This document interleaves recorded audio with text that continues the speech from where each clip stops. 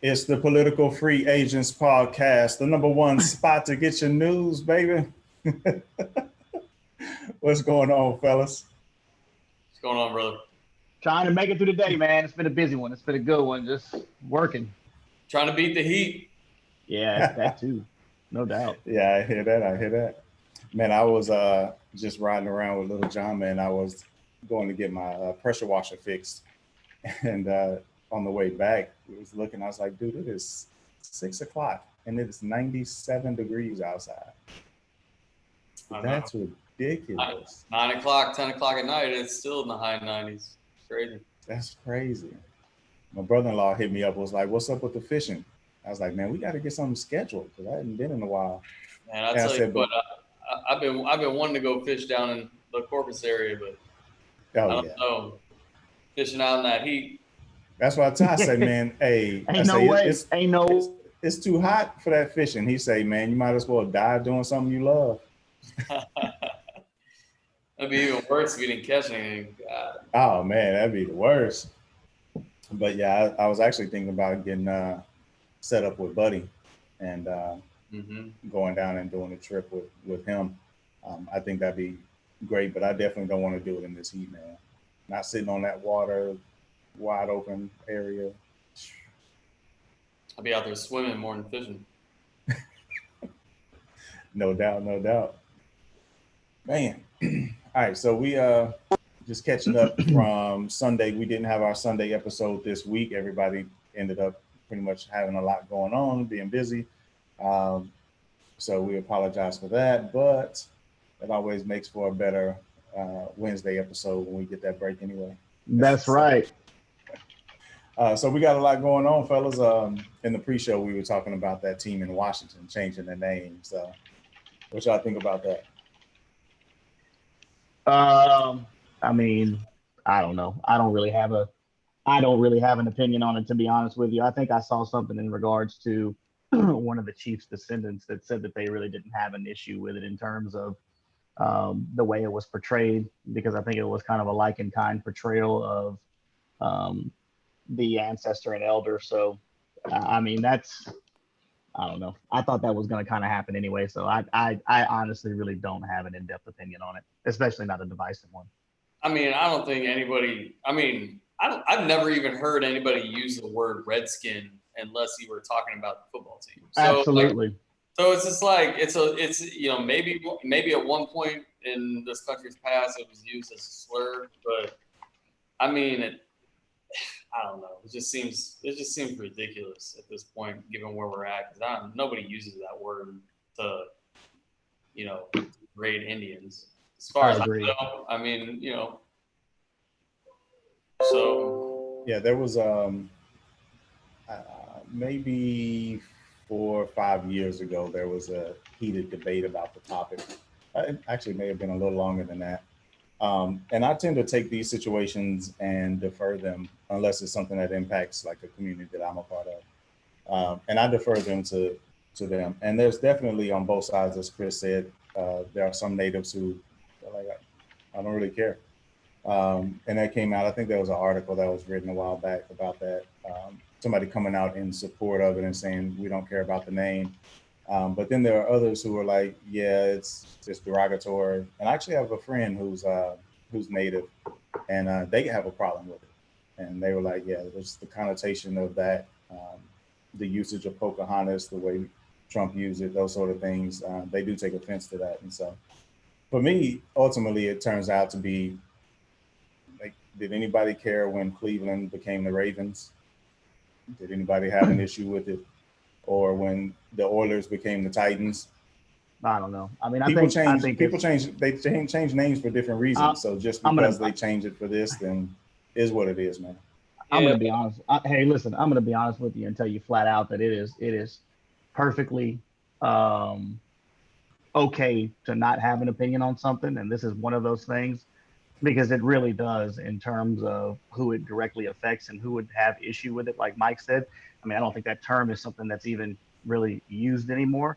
I think it's all right to just not have an opinion on it, because what use does it do on this? This is this is a different issue altogether, man. And I don't want to exhaust the damn time on it myself. Oh yeah, definitely not exhausting time on it. we have some bigger fish to fry. But yeah, so I just found it interesting, and I do find it interesting that people go bananas over it and they snowflake a little bit over the changing of the name, but it is what it is. Doesn't impact them. So companies going to do what companies are going to do. So speaking of companies, got a lot going on with TikTok. Mike, you want to break down what's happening there with all of this whole TikTok craze and what's going on there? Yeah, it looks like the Trump admin's looking at banning TikTok from the U.S. There's some data concerns, seeing as how TikTok's owned by a Chinese parent company called ByteDance, and funny thing is TikTok in the process has been hiring a bunch of DC lobbyists, and these lobbyists include a lot of people, a lot of staffers from both the right and the left. So they're hiring a bunch of high-paid, or TikTok's throwing millions of dollars at these lobbying firms, kind of using the tactics that pharma companies and all these special interests have been using when it comes to getting things that they want out of Congress. And so right now you're just kind of seeing this fight right now between the Trump admin. They're basically saying, this is a national security threat. When, I don't know if you guys have TikTok apps, but I don't use TikTok, but it's a pretty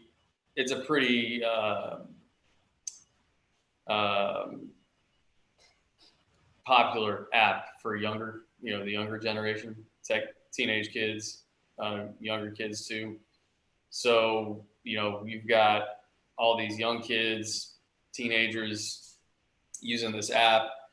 And the concern really is that all that data is essentially subject to the Chinese government coming in and taking it if they want to, because TikTok's, owned by that Chinese parent company.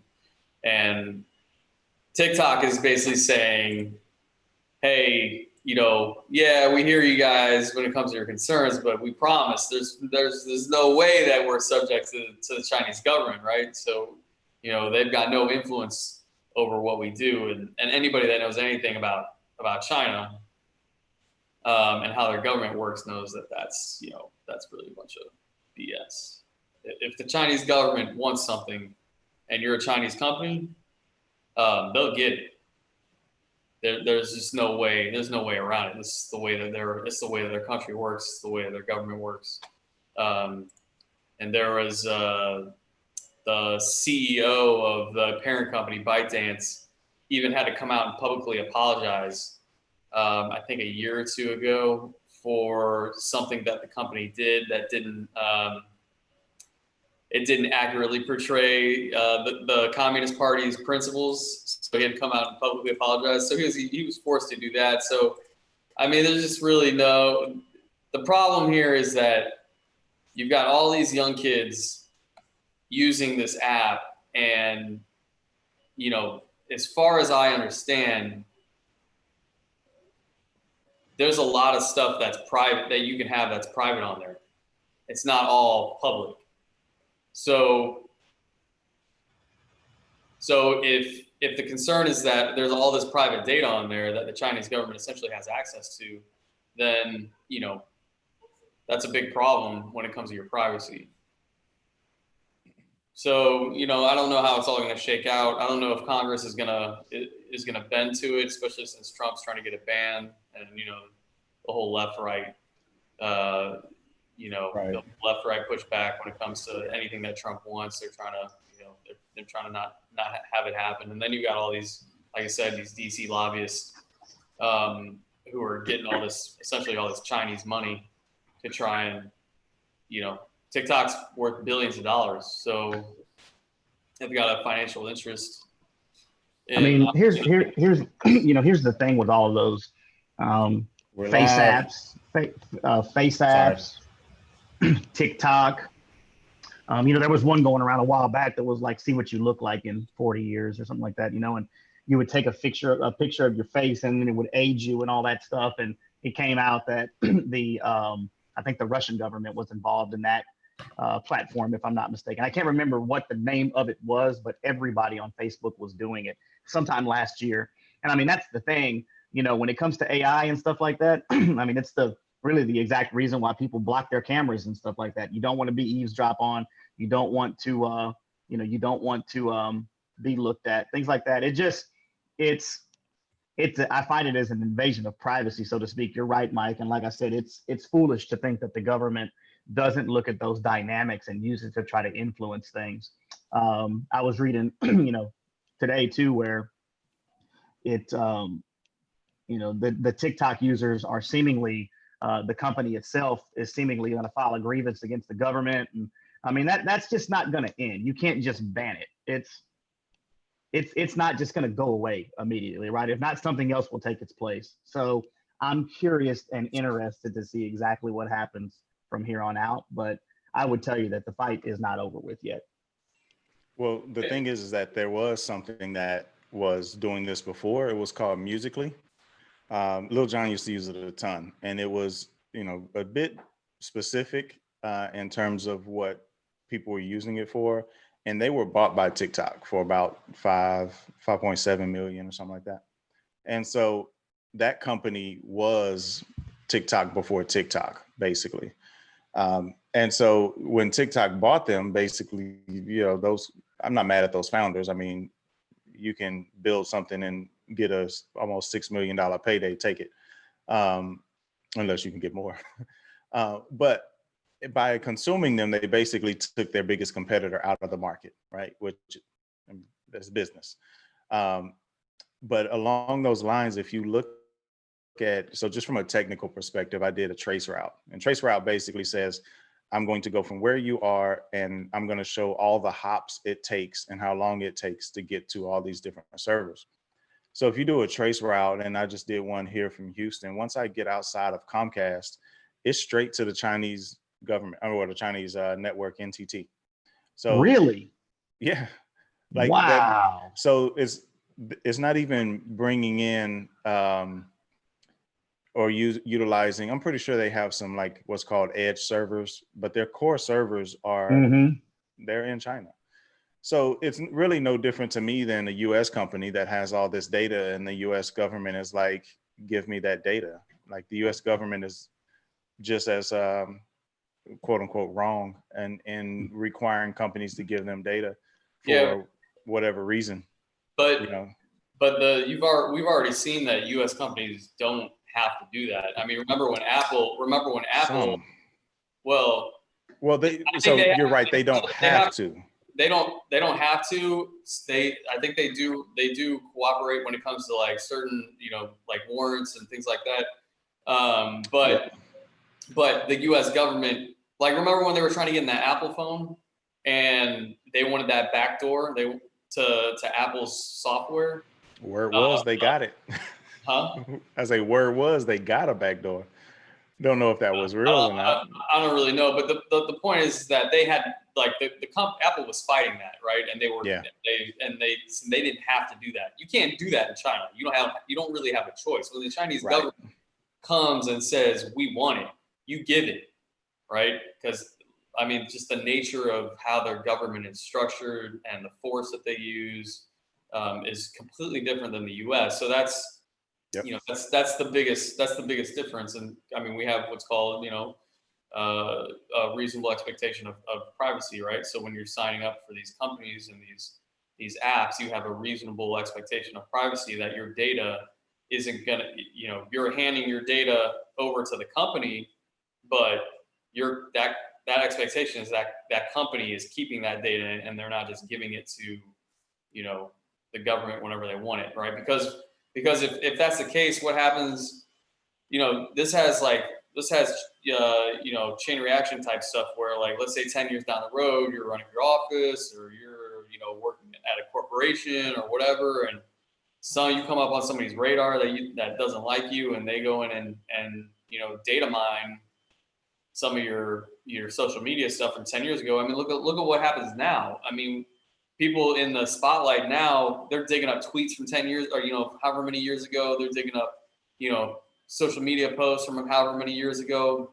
You may not even believe the stuff that you said, but like now the way that culture is if you go and find and dig up something that maybe you said in private, and you sent it to somebody else and they have access to that, and then they can blackmail you, threaten you, essentially, like, ruin your life. Yeah. So there's a lot of privacy concerns. And now we're talking about kids. I mean, 18 years old, can you imagine what 18-year-olds are doing now that maybe when they're 30, if somebody has access to that data and they pull it up and, what they can do. They actually got fined. Leverage they can have over you. Yeah, so South Korea actually fined them 186 million won, which is about 123 euro. This is an article from the BBC, which is why it's in euro. But basically, this has been a problem even back with Musically. Musically was fined as well. And they were fined, actually, no, I'm sorry, they were fined $5.7 million for not protecting children data. That wasn't the buyout. I don't know what the buyout was. So they were fined that number, and that was for not protecting children's data, because what happened is this became like a way for kids. This is why people are up in arms about it, largely because they're saying that this is like kids' mental health. Like, this is their outlet to make these videos, have fun. And I actually used to use TikTok. Got on there because some of the videos are just hilarious. The effects they use, all that sort of stuff is pretty good. Never posted. I would just watch a bunch of different videos, dance videos, stuff like that. Man, And next time, just lie to us about that next time, John. The kids kept sending me links, and I was like, man, this stuff is kind of funny, I won't John, I won't judge you. Yeah. No, they did. They did have some funny ones, though, man. There's always some funny content on there. And so there were some people, I found some dance crews that were just ridiculous. So I will find myself looking at it every day. And then I saw an article, this is a sidebar, but I saw an article that, so iOS or Apple is coming out with a new version of iOS, and they now prompt you and tell you when an app is using your clipboard data. So, oh, really? So if I type something and then I hit copy, it'll tell me some app is using my clipboard. Well, TikTok was triggering and firing on, like, even when you weren't in the TikTok app, TikTok was copying what you were using. So I was like, I don't use iPhones, but I was like, nope. If you're doing it on iOS, you're probably doing it on Android. I'm out. Absolutely. So I deleted it right there. I was like, if somebody send a link, I'll check it on the web and I'll be fine with that. So even if you're running that stuff under, a VPN, and you try to at least protect it from some extent, I mean, there's once you hit that licensing agreement, there's essentially nothing you can do, correct? Right. So, like, consider that you copy anything, you have your some PIN number or password or whatever, and you copy it. They were grabbing those things off of your clipboard, and then they could do whatever. Like, there's no way to stop them from sending that to their servers or somebody else's servers. Like, do whatever they want to do. Bank account, any of that stuff, right?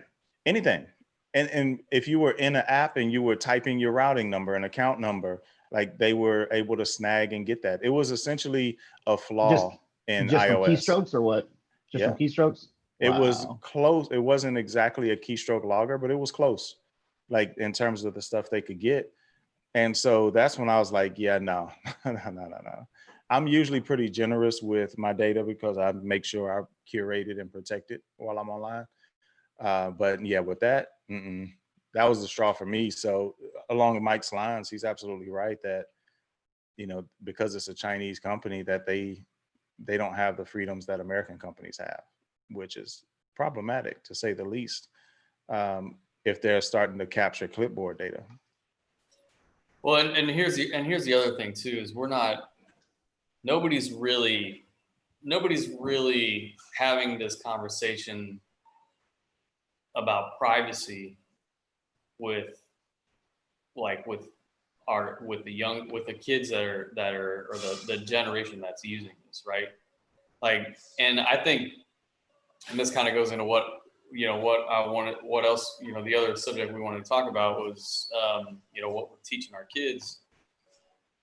I mean, I don't know what it's like. I mean, all I know right now as far as what's taught in school is what my kids show me they're being taught. And I can tell you right now that outside of the normal curriculum of, math, science, reading and writing, nobody's really teaching our kids in school about constitutional rights, the rights of privacy, why this kind of thing is an issue for them, like just even the idea of the right to privacy or freedom of speech, or just the other one, all the freedoms that were granted in the Constitution. Like, we're not taught that at a young age anymore. And so now you're 18 years old and somebody's talking about TikTok and how your data, they have potentially, access to your data. And I think a lot of kids are like, just kind of shrugging their shoulders, like, they probably don't even think it's a big deal. Right. Yeah. Like, what does that mean? Why is that a big deal, sort of thing? Yeah. Go ahead. I'm sorry, Mike. I didn't want to cut you off there. Well, I was about to say something similar too. And I mean, correct me if I'm wrong, but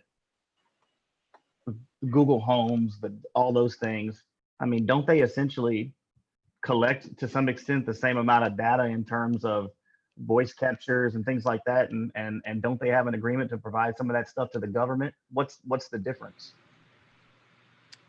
So yeah, they do have agreements to provide certain levels of data, but there's certain things that they want. Like, they've tried to get Google and different companies to actually like provide passwords and unlock phones and those sort of things. Yeah.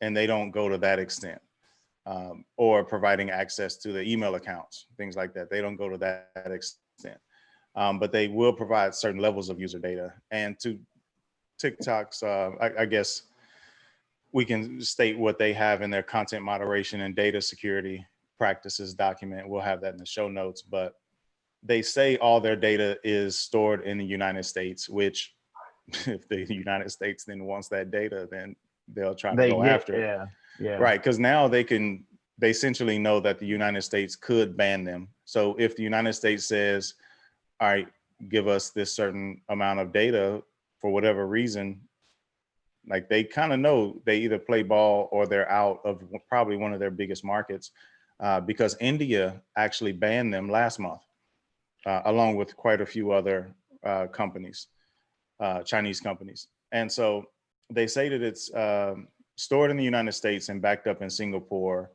and then their data centers are located in China, which makes sense. That's what I saw in the trace route. But the fact that they say it's redundant, they have redundant backups in China, which just means they store it in the United States, but then they send it over, probably replicating almost immediately to China. So, or I mean, Singapore. all they're doing is basically just, I mean, they have mirror sites set up to where they're collecting that data, and then that data is just pushing out to a mainframe, huh?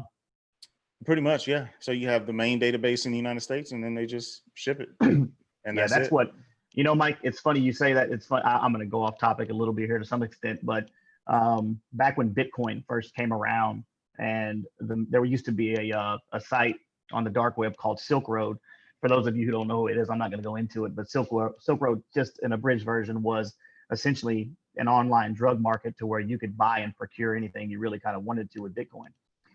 Well, what they were doing was no one knew where that main server was. So they were doing exactly that to some extent. They were setting up mirror sites that were essentially fictitious servers, and made it look like that was a semi location. And I think I can't remember where this server ended up being, but I want to say it was in an apartment complex where this guy lived at, or in a house that this guy was a roommate in or something like that. And no one could ever find it because they kept changing around, where the server location was. I mean, I would imagine China probably has something much more sophisticated than that. Yeah, Yeah, I mean, without a doubt. the point is really is whether it's the Chinese government having access to it or the United States government having access to it when they shouldn't. It's a privacy issue, and we shouldn't whether it's our kids or us or whatever, we shouldn't be okay with anybody having that kind of access to our data when we have an expectation that that stuff is ours and it's private, right? Because like I said, as far as I know, not everything that you do on that app is public.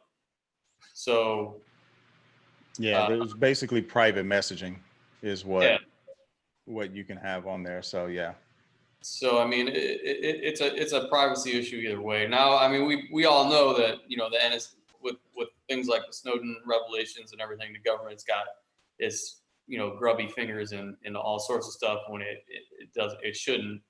So we've got our own privacy issues when it comes to what our government's doing. But that doesn't mean that we should be okay with the Chinese government having that same kind of access or have the potential for that same kind of access. So yeah, and TikTok, of course, they vehemently deny being under any influence by any government, including the Chinese government, and they say they don't even operate in China. But to your point, Mike, I think, to kind of bring it around to how do you protect against this stuff? It's really easy to be secure on the internet. Really easy. Stay off of it. Like that's ultimate security, right? Like that's why with crypto you have, cold storage. You don't want people to steal stuff. Just put it on cold storage. Think of a USB drive if you're not familiar, and store it in a safe. And that's secure from any hackers. No hacker can get to it, right? So you have that ultimate level of security of not being on there, and then you have the least secure of just putting any and everything open on the internet. So what you have to do is find that balance. And ultimately, for my kids, I've always told them, and stressed to them, do not put addresses, phone numbers, don't take pictures of license plates, don't put geolocation information on your pictures or your videos. Like all these sort of things you have to be protective of, and you can't watch your kids all the time. So you have to teach them these things.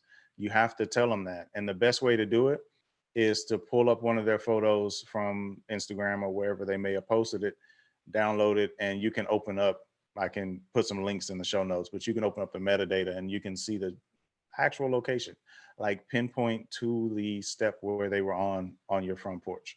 So to protect against this, just understand that if you're going to use an app like TikTok or whatever, Google, doesn't matter. Just understand that data is out there somewhere. So any data that you put out there could potentially be data that somebody else gets their hands on. You could take a look at, who was it? Equifax, credit agency, they get hacked, millions of users' information just out there floating in the wind. Like the data security is a big deal in the tech industry. And if you know it, you can make a lot of money doing it too. So it's going to be up to you, personal responsibility to protect yourself against anything like this. So if you don't want anything out there, stay out of people's DMs. Don't pass private messages with personal information. Don't pass out bank accounts. Don't pass out, debit, credit card numbers, all that jazz. But what do I you completely agree, Mike. What do you think? What do you think the general response would be from your average 17-year-old who's using TikTok if you, as an adult, were trying to talk to them about potential privacy issues and what it could mean for them in the future? Like, what do you think the average response would be from a 17-year-old? It's interesting that you say that. So little John is 15, so he's just under that threshold. And I just talked to him recently, and I was like, because he likes dark humor. And I said, look, man, like you can like dark humor all you want, but you post that stuff on the internet, in 10 years, they probably will dig that stuff up on you. It's like, so you need to be very careful about who you share what with and those sort of things. And he was just like, okay, like no question. No, just like, Is that okay. like, is that like okay? Is it I won't do it anymore? Oh, no, Or I'm pretty okay, sure like it's not it. okay, like did you say something? Or, Yeah, it was okay. Like, I heard you, and like, no clue. Now, my daughter, who's 18, she actually is a lot more private. She doesn't like if you look at any of my social media, you don't see a lot of pictures of her. Not because I don't have them, but she doesn't like me taking pictures of her and posting them. So she tries to avoid pictures all the time. And if I do take a picture, she's like, don't post that. She's like, I don't want to be out on the internet. So she's super private about her stuff, but the average 17, man, I don't think they would even care or grasp. There's like, whatever, you know, I I wonder. don't, I I don't think I would have either. the reason why I asked that is because I wonder if the response is more of a reflection of how we teach kids these days, where from a very early age until they get to high school, the way that schools are structured and the way education is structured is very like authoritative. Do what we say. This is what you need to know. Um, type of mentality when like the teacher's always right. Don't question anything. Type of I would say general way of educating these days. And so by the time they get to that age level, they just don't want to hear it anymore because they've been force fed stuff their whole life about do this, do it this way, don't ask questions. This is what's what. And then by the time they get to that age, they're just like, try and talk to me about privacy. Okay. Or try to talk to me about anything else. Yeah. You know what I Well, mean? that's the downside to having technology so normalized for them, man. It's just, I don't think they really have a clue, as to what's done with all of their information. And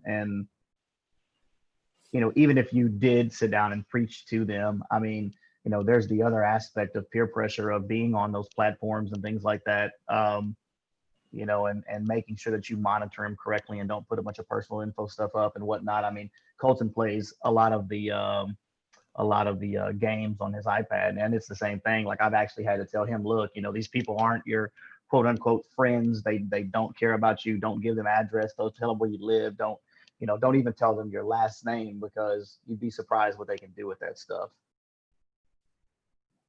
Yeah, definitely. One interesting part of that is whenever it comes to the learning aspect, and I told my kids once they got old enough to really kind of grasp and understand, like, college is not required for you. And, I told them that you can get the experience. I'm okay if you want to do that. But don't worry about regurgitation. You need to learn how to think. And I used to just drill that into them, like, learn how to think. And I would present them with a lot of simple stuff, like helping them with math. I would never tell them, this is how you solve this problem. I say, this is how you solve it. This is how you solve it. This is how you solve it. Like, I give them all these options, and I'd have them start thinking about, okay, how can I resolve this? And it frustrates the heck out of them. They hate it. They don't like doing any math with me. Simple Go ahead, Mike. simple problem solving skills Yeah. are something that I just don't think are taught enough to kids. I agree And completely.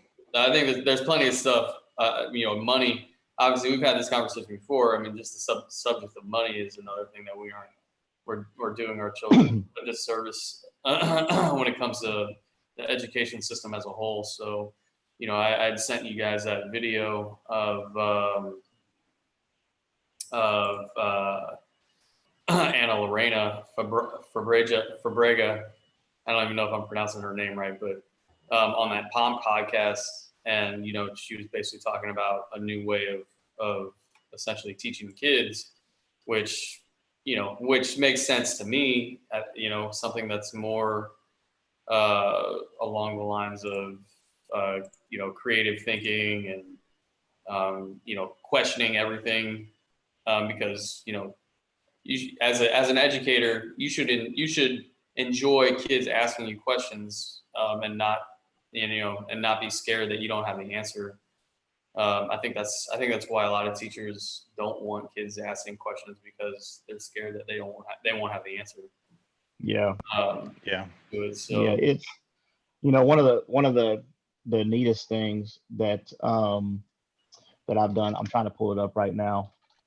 One of the neatest things that I've done here recently is got this little card for Lauren called Green Light, and essentially what it is it's just like a child prepaid type of card, so to speak, and it's got an app and those type of things that's secure and whatnot. But I give her a certain amount of money and a certain amount of allowance out of it because I'm just curious to see what she does with it. And man, once she has her own mental cutoff, and once she gets down to that, she came to me the other day and she's like, I'm starting to get right at $100. You think you can give me some more money, because I'm getting nervous that I don't have enough. And it, you have to instill those feelings in them early on, I think, to be able to spark those conversations, and get that going. Yesterday, Lauren was at the cages, and I was talking to Lisa McDowell, Ella's mom, and she and I were talking about interview skills, teaching kids how to be able to communicate effectively, and not only through their feelings, but in a professional manner for whatever it is. And she was showing me this video of her daughter getting interviewed from a kind of like an online, softball station, so to speak. So, and she sounded like a pro, and I was just like, man, this is what we have to do with these kids to be able to teach them how to communicate the right way. Because if not, I think most of them end up like this. They don't make eye contact, and there's so much that you can pick up from body language alone. So it's really up to us. John, you always make the comment, one of the things that I do with Colton is I interview him all the time. And, and it's about a variety of different things, but I always want to hear what he has to say. And it's why we have dinner at the dinner table every night too, because I'm curious as to how their speech and their confidence is coming along, because it really is, man. As I was fortunate to pick it up at an early age and learn how to write and read and things like that. But it really is an acquired skill, man. It's something that is not natural to a lot of people. And now that everything is so virtual and so text driven, being able to communicate, man, in those manners is not effective for everybody. And it's the ones that can and know how to utilize that, man, they truly hold the future in their hands. Yeah, I think those interviews that you do with Colton are just dope. Like, just thinking like down the line, and no, we're not going to play one for everybody. You got to be in a special group to see him. But he basically just asks Colton questions and just like probes him and gets him to think and answer these questions. And I just think like down the line, once he's running for office, those will be great videos to put in a political ad. yeah, consider yourself lucky if you're sitting down at a Garza dinner, because the food's going to be off the chain. Oh man. Got me hungry just thinking about it. Right. I picked up, so my daughter just graduated last year. This was our first year in college, and I picked up some of her books, I think about 2 years ago, to kind of dig into them and kind of see what they were talking about. And, Mike, I think you're completely right that there's, in our current educational system, we're just pushing them along and pushing knowledge into them, just like rote memory type stuff, right? Like, we're not teaching, force feeding them memorization, like information right. to memorize instead of like you said, teaching them how to think.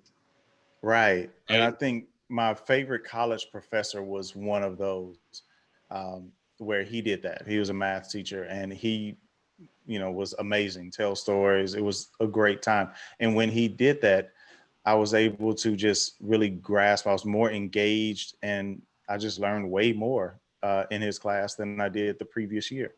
And so I think those sort of things, there's rare teachers that really push that. And I think there's some, frankly, I love all my teachers. Don't hurt me, but I think there's some that just are out collecting a check, right? They're not. It's like, I'm just gonna do whatever they say, and and keep it moving. But I think in a large part, I think it falls on us to make sure our kids are getting more than what they're getting at school, because they're just not getting it. They're Well, not getting the right stuff. and remember, everybody learns different. Yes. So some people are audio learners, or some people are more visual learners. Some people like Tactile. hands-on. Some people like Yep. to, they read and they learn better that way. And now with all this COVID stuff, and school being disrupted, and we don't even know how this coming semester or this coming year is gonna play out. Now we're really gonna have to figure out like how best to continue to educate, kids, when we don't even know if school's gonna be in, school's gonna be out. So it's just, I think a lot of things. I think this is a good opportunity actually to kind of try and maybe reinvent the way that we do some things, at least on the home level. Here's the thing, man.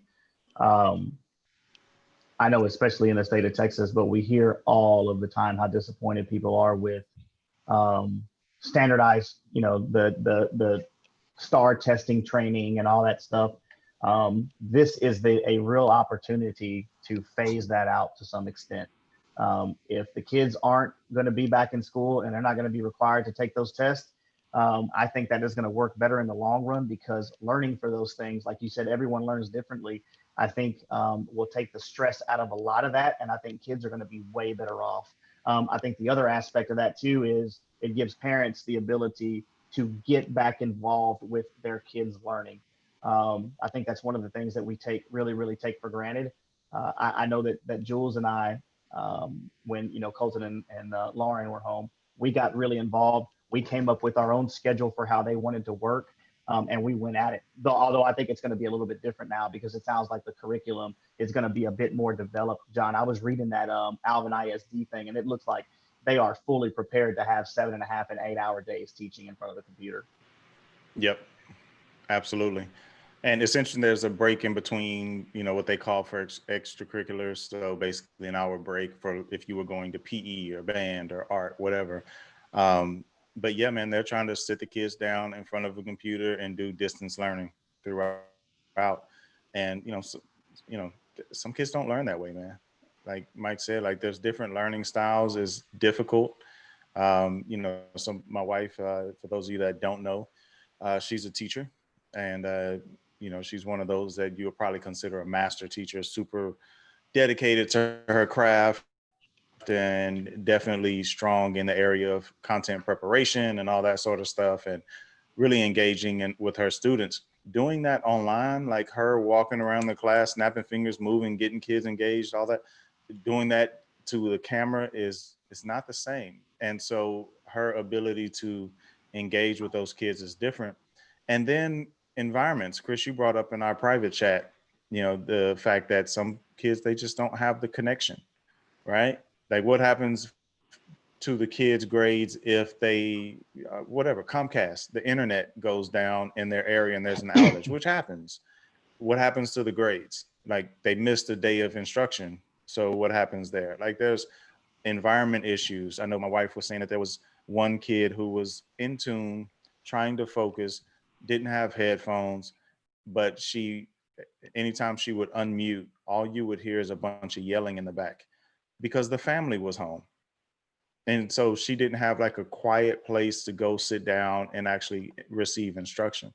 Yeah. So I've been working from home for 17 years now.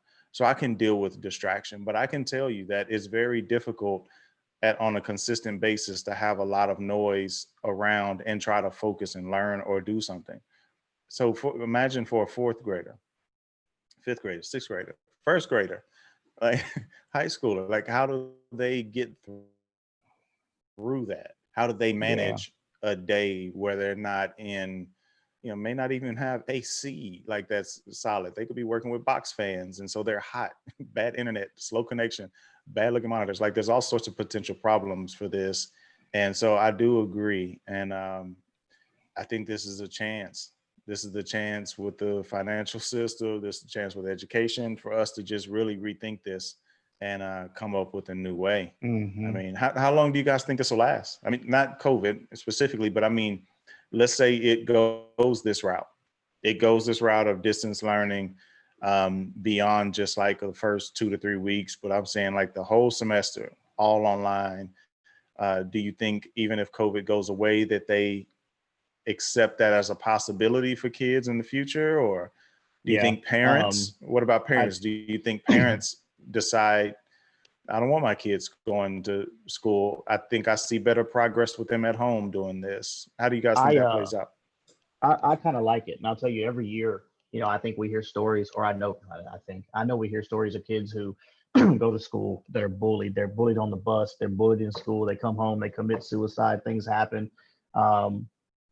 I think this is a real chance for there to be a balance and for kids to be able to have the option. I think it'll cure a lot of, anxiety, depression. I think it'll, some kids, like we all said, they don't learn in that environment, but they come home and they can absolutely flourish. They're a completely different kid, so to speak. I think that if it is utilized correctly, and we don't use kids as commodity, which, we put them in school and essentially, they're a revenue source at that point. If we can truly change the education system for the better out of this, I think this has real long-term implications to it. This isn't just a COVID-19 special. I think this is here to stay. Well, you saw with the testing in the spring, normally it's like, well, you have to pass the STAR test. Yeah. All that. Well, when we were out there, like, well, we're not going to even do it.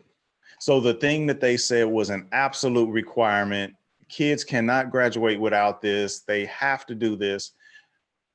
The world didn't end because they couldn't do it.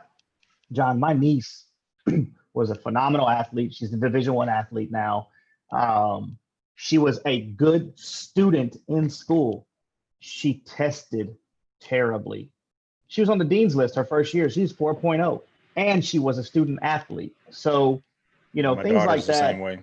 Things like that. Not everyone tests well. Not everyone can deal, with things. I remember. I took a law school entrance exam, the LSAT, when I just graduated from St. Mary's, and there was a guy in there that we had went to school with that said he had anxiety, and he told me, he said, man, I could hear the ticking of the clock in the background the entire time. And I was like, really? He's like, man, all I kept hearing was tick, tick, tick, tick, tick. That's a real thing for some people, man.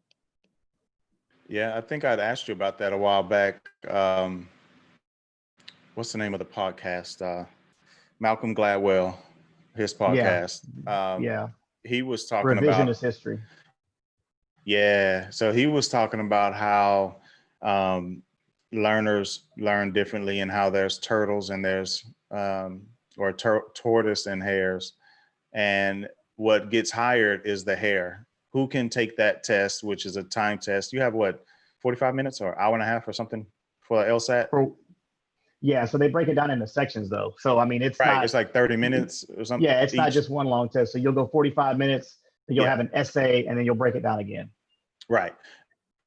And so it's all about not who can provide the best work, it's who can get it done fast in this amount of time. And, one of the premier people who, I forget the names and stuff, but he's basically a clerk for one of the judges and has done an amazing job and is a judge now himself. He was with Anthony Scalia for a while, and, they always hire like Harvard and those sort of cats. Well, this guy didn't go to Harvard, and he didn't have a super high LSAT, and, all the things that kind of knock against him. but he was absolute phenomenal at his job because he was just really good at doing it. And so to Mike's earlier point, people learn different. People operate at different speeds. They don't handle testing well. So I hope we do learn from this.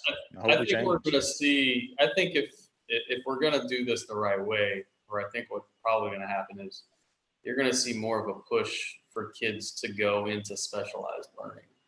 I think you're going to see a move away from college and university level education, just because of the nature of the way the education system is going to be affected by COVID. And which I think is probably a good thing. When I was growing up, you didn't need a college degree to get a job, right? That's a relatively new requirement these days to get a good job. Most places won't even look at you these days unless you got some sort of college degree. I think that's going to change. And I think that's going to be good for kids, where now if the focus is more on what are you interested in, what are you good at, focus your attention there on learning whatever skills are more these kids should be focused on when it comes to what they're actually interested in. Trades, more trades. Because let's face it, this country is going to, we haven't even gotten in the whole financial aspect of what the country is going to have to go through, and how the whole economy is going to change. The fact that we're a service sector economy now instead of a manufacturing type economy. So we're going to have to move away from the service sector type economy. We're going to have to get back to our roots when it comes to educating kids on trade schooling, how to build things, how to problem solve. And so, I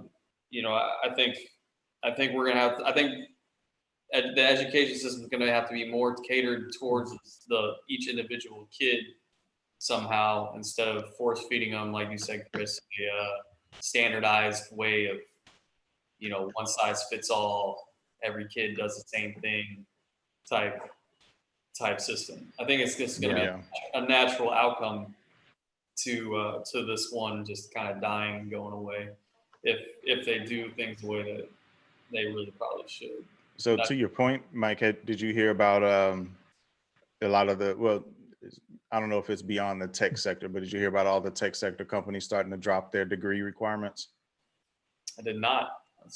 Yeah, so Elon Musk came out, it wasn't too long ago, and he basically said, to work at Tesla, you do not need a degree. And then, I don't know if he sparked it necessarily. Actually, it was last month. I'll put a link in the show notes, but I don't know if he sparked that. There was already talk about it in the industry, but Google is one of the, if you get hired at Google, you're automatically considered smart because their hiring process was so rigorous. It was good. Yeah. Yeah, it was crazy. The stuff they do, and so they ended up dropping a lot of those requirements about 2 years ago and starting to transition away from them because they miss out on a lot of really good talent, and a lot of the people that you see starting these massive companies and, from a financial standpoint, these big time services, they're not 4-year computer science expert sort of people. Not always, some of them are, but I mean, look at Zuckerberg. Google in and of itself, they did get started from that, but Apple, Microsoft, look at these companies, and these weren't companies that were started from people who were beyond their 4-year degree with experience and these sort of things, and they changed the world. So creative problem solvers, Yeah, man. Yeah, there's a lot of smart people out there, man. Matter of fact, last episode when we talked about what was his name, Carter, I think, the guy who was in jail that learned all the financial stuff. Mm-hmm. Yep.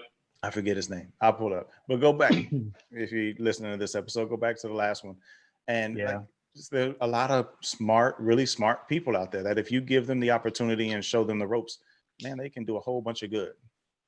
They really I mean, can. with over $1 trillion in student debt hanging over this country's head too, I think it's probably that's another reason why you're probably gonna see a lot of people moving away from the university level education. So, Yeah, you know, I think so. I think there's definitely a loud push against the college ranks right now, and not just from that, just from like it being very liberal and that sort of thing. There's a push from the right against that. Then you got the push against it from the student loan perspective, and so there's a bunch of factors of people not doing that. And then you have some kids who, from a sports perspective, basketball wise, they're going to go play in leagues where they can get paid out of high school. And just imagine if you can get $130,000 salary to go play in Australia. Take it. Absolutely. Yeah, like that's a year of 130 grand. Like, if you can make that money and invest it and spend it and be smart with it for 6 years or whatever, like and still learn something along the way. No doubt. No doubt. When it comes to what happens after you leave, then yeah, I mean that's a smart. I mean, think about what's going to happen to a lot of colleges from this COVID thing when it comes to their funding. I mean, Chris has talked about it with his coach, the coaches that he knows in his network. I mean, if the sports programs are affected like they're going to be affected, a lot of these colleges or a lot of these schools, they're going to lose a lot of money. They're not going to be able to. I don't even see how a lot of them are going to stay in business in the first place. Yeah. So, there's a lot of changes coming when it comes to. That's what Coach Booker was saying on that episode. I don't remember the number, but that's what he was saying was that without football, like some of those colleges will shut down. Not the program, the college. Like the whole college will shut down without football. It's like, just consider that. And the Ivy League, they have coffers, but they shut down their fall sports. They're going to look at moving those to spring. But yeah, man, this is a new world, completely new world. And I hope we learn from it and don't just go back. You know what, though, in that vein, like Mike's talking about, I think you're starting to see some of these athletes now, start turning and looking at going to, HBCUs and things like that. St. Mary's, I mean, we've talked to Lauren quite a bit. St. Mary's is a pretty Hispanic heavy school. I'd love her to end up in a place like that where I think she could flourish at. And I think you're going to see a lot of that from from bigger athletes going to smaller HBCUs and start to build them up because, you see some of these kids that go to school and they're a one and done. And then for some reason, something doesn't work out. They get hurt. They fall on bad times. They go bankrupt. I think pushing that back to colleges like that is going to make a big difference for them long term in their lives. Especially with the way the world is really starting to change and how we're that's a whole nother subject. I'm not even going to get into that, but I just think that's, I think that's going to have real world implications, man, for the long run. I know it's a conversation that's in the Garza household right now is, having, depending on what Lauren gets offer wise, wanting her to go, she wants to be a pediatrician, wanting her to go to a smaller school like that where she can flourish and have that network community to tie into. So, we'll see what happens. Yeah, man, no doubt. Mike, any closing thoughts here? I'm just excited for election season, brother. I can't wait. I just want to fast forward to October. See how sit down over a nice bottle of wine, watch some debates, and Dude, those debates are gonna be horrible. They're gonna be so bad. It's so bad. They're gonna be terrible. All right, here's what we need to do. We need to do a live stream episode 100%. while we watch the debate. I already told CG, I was like, we're gonna have to sit down all in the same place over a nice steak and wine and just roast these two. Dude, it's gonna be so bad. Yeah, we're going to have to do that. I don't know about the first debate. We'll probably catch like the second or so. Let Well, them. you might want to. You don't want to wait too long because you never know how many debates there's actually going to be. So True. you know, True. when it comes I don't know. Maybe we catch the first one. That's probably going to be the worst of them all. right. The first one's probably the best idea. It'll be a hot mess. I'm going to vote in Joe Jorgensen. Chris, what you got for us on the closing thought, man? Hey man, stay positive. It's getting hot. I want to end actually with a safety tip because we're at a softball tournament this weekend and an ambulance had to come out and it ended up that one of the coaches ended up having a heat stroke. So, stay diligent in your safety measures. I know that COVID's getting all the attention right now, but as we start to rise in the heat, go through your safety checks, man. Make sure you drink enough water. Make sure you have proper clothing on. Make sure that you are, properly hydrated because it is a serious thing. And not only, I know that, it's not usually a fatal thing, but right now with the amount of stress that hospitals and whatnot are starting to experience, that's really the last place you want to end up. And it's definitely something that you can fully control. So, keep your safety measures in place. Drink enough water, hydrate, cover yourself up. If you must get outside, and just look out for yourself and take care of yourself. No doubt. Good advice. You guys just be ready because if I do end up taking the boat out, I might need y'all to tow me in. If I pass out. One quick thing about the heat. It's a long story, so I won't break it down. But basically, I was riding Little John on his bike to his mom's. JR was with me. Dude, I took like 4 or 5 stops. It took me like an hour to get home. I was in the neighborhood. We had to lay down, relax, drink water. Dude, it was killing me. That heat was something else. But anyway, we do this thing twice a week. We are the Political Free Agents. Catch us Wednesdays, 7 p.m., Sundays, 2 p.m. You can also catch us on YouTube. Hit the like and subscribe somewhere around here. And that way you'll be catch us on social media. We post out each time that we go live at PFA Podcast on Instagram, Twitter, and Facebook. And also you can find all of this information at politicalfreeagents.com. But we are the Political Free Agents, and we're out. We're clear on audio, still live on YouTube.